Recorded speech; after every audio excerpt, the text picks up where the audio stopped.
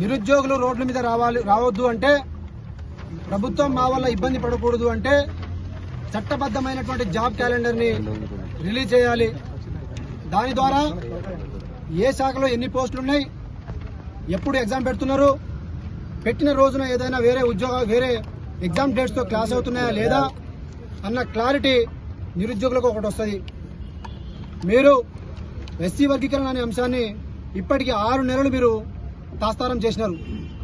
రేపు election code అని చెప్పేసి మీరు ఇంకో 3 నెలలు మీరు దీన్ని పోస్ట్ పోన్ చేస్తే తెలంగాణలో నిరుద్యోగులు తెలంగాణ వస్తే నీళ్లు నిధులు నియామకాలు వస్తాయని చెప్పేసి ఏ తెలంగాణ అయితే కోరుకున్నామో ఆ తెలంగాణలో నీళ్లు వచ్చినాయి, నిధులు వచ్చినాయి, కానీ నియామకాలు రాలేదు.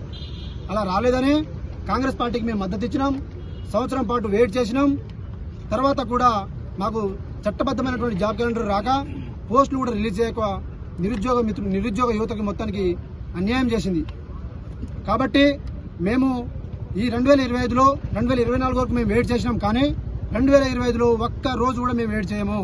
2 లక్షల ఉద్యోగాల్లో ఒక్క ఉద్యోగం తక్కువైనా కూడా, ఒక్క ఉద్యోగం మీరు ఫిల్ చేయకున్నా కూడా మిమ్మల్ని మేము విడిచిపెట్టాం.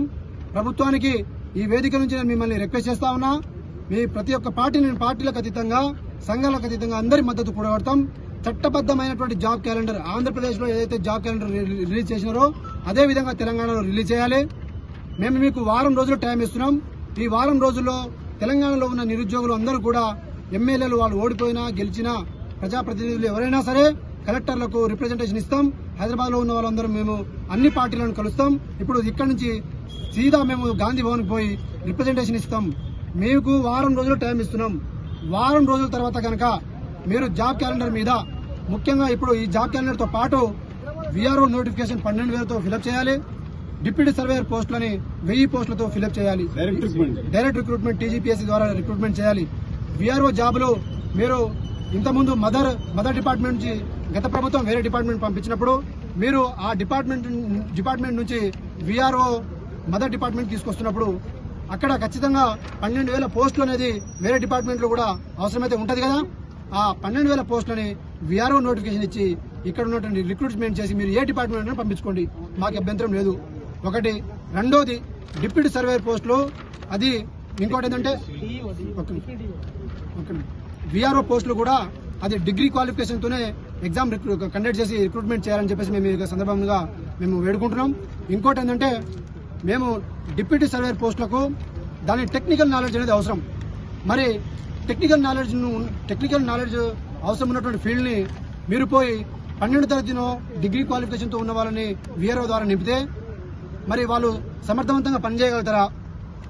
దీని ద్వారా ఎన్నో సమస్యలు అనేది పునరావృతం అవుతుంది. దీనివల్ల తండాల్లో, గ్రామాల్లో, పట్టణాల్లో అమాయక ప్రజలు కొట్టుకునే పరిస్థితులు ఏర్పడతాయి.